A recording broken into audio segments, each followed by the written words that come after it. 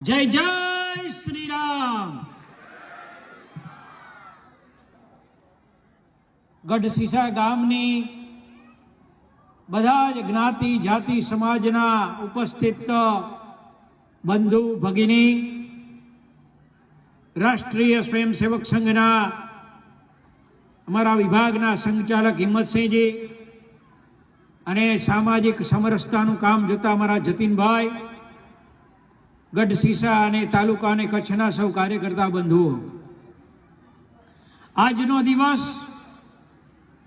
એ ભારતના ઇતિહાસની અંદર એક સુવર્ણ અક્ષરે લખાયેલો દિવસ છે।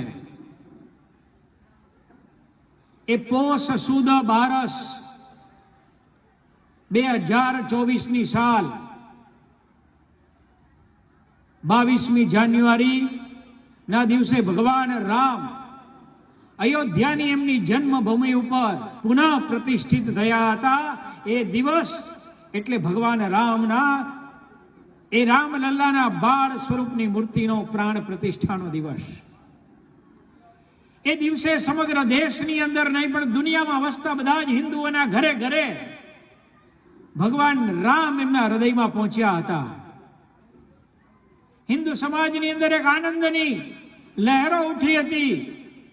ગામે ગામ શોભાયાત્રાઓ નીકળી હતી, મહાઆરતીઓ યોજાઈ હતી, લોકોએ સમૂહ પ્રસાદ લીધા હતા અને એક પણ ગામ એવું નહીં હોય કે જ્યાં અયોધ્યા ઊભું ન થયું હોય। અને આનંદની વાત છે કે એ તિથિને આજે ગઢસીસા યાદ રાખીને ફરીથી એ જ દિવસે ભગવાન રામને યાદ કરે છે।